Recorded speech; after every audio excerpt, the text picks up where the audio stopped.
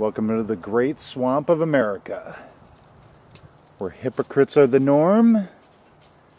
Quentin Tarantino babbles, stew like swamps, and we're pretty much fucked. Now the news, or bust style. Woohoo! The crazies are here. There's something in the water, or maybe it's an election year.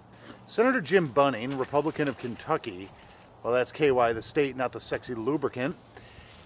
He's going out in style, you know, kind of insane, using an arcane Senate procedure to block funding for extending joblessness, healthcare benefits, infrastructure projects, you know, other liberal socialist programs.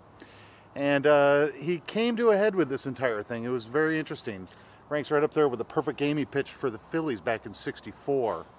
Immediately laying off 2,000 workers, cutting Cobra health coverage, ensuring that 400,000 unemployed Americans starve. Bunning did so out of concern that they hadn't found a way, they being, of course, the Dems, evil Dems, to cover the $10 billion price tag for these programs. I hope the American people understand my serious objections. That's what he said. Of course, this is how news works. I wrote this on Tuesday, sent it into the alt weeklies who run this. And by that night, another much bigger story had broken. You got it, Charlie Rangel, that piece of doo-doo poop. He's got properties in Dominican Republic. He's living in a rent-controlled apartment in New York. Real good guy. If, don't call me a racist, but if Rangel wasn't black, he would have been booted a long time ago. Anyways, we're going to forget all this stuff, you know. Rangel temporarily stepping down before he actually got kicked to the curb. People trying to save face. And we're going to forget these, much like Richard+Shelby, a Republican of Alabama, another fine hypocrite, blanket blocking Obama's 70-plus appointments because he wants more earmarks for Alabama. Stu's hitting the camera, by the way. He wants an FBI intelligence center that the FBI doesn't even want to build. This is great stuff. One Republican wants to control spending, and another wants more earmarks. You gotta love the grand old party. What's next? I'll tell you what's next. Education. Woohoo! Now, this is the interesting thing. Anytime a federal official talks about education, they shouldn't be. Federal funding for local schools is nil. It's about 4%. So when you're talking about sending more money for schools, being concerned about accountability in schools, they don't put up any of the money. That all comes from your local taxes. But Obama is turning that into a new cause, fresh off of a pathetic bipartisan summit on healthcare. Nothing was solved other than John McCain looking even older after Obama informed him that the election is over, and the GOP having to admit that most of their demands are already in the current healthcare legislation. Wow, government at work, ugly. This ain't sausage manufacturing, this is our intestines. Anyway, Obama sided with the Rhode Island school board that fired all 94 teachers from an underperforming school. It's interesting because the school board had offered incentives, more money, different programs for the teachers to tutor, but the school union, the teachers union, balked. So they all got booted. What's next? Firing Congress? Don't think about it. We have to wait for the toll booths. Speaking of money,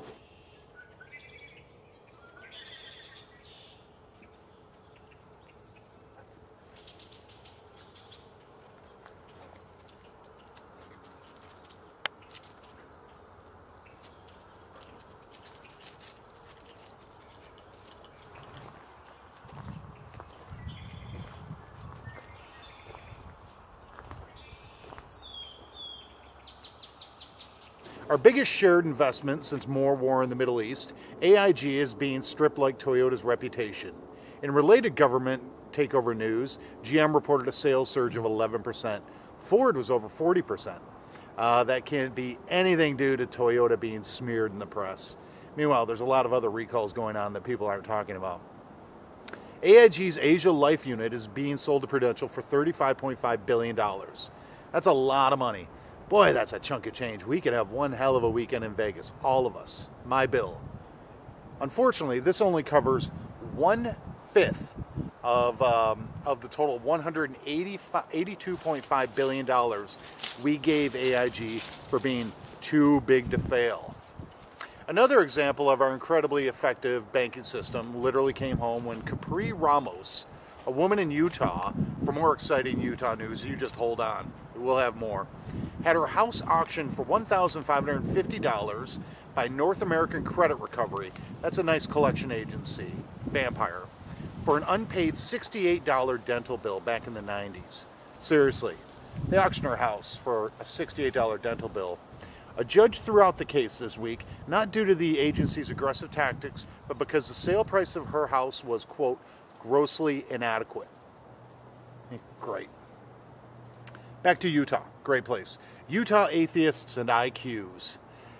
Utah may criminalize miscarriages, making pregnant mothers liable for, quote, reckless behavior, end quote, if they lose their fetus. In Utah, of course, a fetus is a functioning citizen ready to believe any preposterous story by Joseph+Smith. The bill is on the governor's desk, along with millions of letters from pro-life, pro-choice proponents with far too fucking much time on their hands. In related news, this is big stuff. A study by an evolutionary psychologist at the London School of Economics showed that liberals and atheists have IQs 6 to 11 points higher than those, how do we put this mildly, who are conservative and believe in giant spaghetti monsters, I don't know. As summed by one professor who is surely a liberal baby Jesus hater, regarding those who shed dogma and adopt novel evolutionary ideas to move the species forward, quote, it also makes perfect sense that more intelligent people with sort of more intellectual firepower, are likely to be the ones who do that, end quote. Thank you. God forgive us. Now a word from our sponsors. Dave and Brad's Cock Powder. It's the original. Now chunkier. Wasn't that fun? Chile, yummy! The magnitude 8.8 earthquake that hit Chile this weekend released 500 times the amount of energy of Haiti's earthquake last month. It's just an interesting fact that we thought you should know. The Earth's wobble is now off by several centimeters, and the reality that over 200,000 died in Haiti versus under 800 in Chile is due to better infrastructure and construction standards after a magnitude 9.5 quake hit southern Chile in 1960. It's also because Haiti has just been a destroyed nation for centuries and centuries. I was going to go somewhere, but I'm not going to. Hearing this, California legislators offered the entire state as an experiment in earthquake readiness, just as long as the federal government continues to pick up the tab for its ongoing budgetary, environmental, moral, Arnold, medical marijuana disaster woes. Greece! If you think our national debt is scary, consider Greece's. Trying to curb a deficit that is around 12.5% of gross domestic product, ours is around 10%, growing fast. Greece announced wage freezes and tax increases last year and wrought riots that still continue to rage. A sign of things to come? If the Tea Parties have their way. The EU is demanding that Greece cut its deficit by 4% before any new loans or bailouts for the first republic on Earth. In related news, China called the U.S. to inform that they still haven't received the check, with us promising that it's totally in the mail, man. Just chill out, Mao. A few other bits of news. On+Giants is baffling people everywhere. I've been getting some scathing emails from, we'll call them enthusiasts in giants, and a few self-professed Bigfoot hunters. One guy basically said, if you're broadcasting this thing to say giants don't exist, you should just stop now, because they do. Another person wrote me a long email just to tell me how good the Church of Latter-day Saints is. Mormons are good people. Don't talk about them doing illegal excavations of Indian mounds and other things like that. Just try to validate whatever Joseph+Smith said. Anyway, it's a lot of fun. Be on the lookout for more. Finally, to finish the news, quick Oscar picks. Avatar will win every award. Billions of box office, need we say more? Though the hurt+locker and Star Trek really deserve the nods. Oh, and Up. And that hot cougar named Streep. Give her another award. She doesn't have enough. Lastly, Quentin Tarantino's dialogue sounds like Quentin Tarantino talking, whether in English, French, or German, delivered by a man or a woman. It may be fun, but really, it's just Quentin Tarantino babbling about stuff. Think about it. That's the news, folks. Maybe we'll see you next week. Who knows? Party on, Wayne.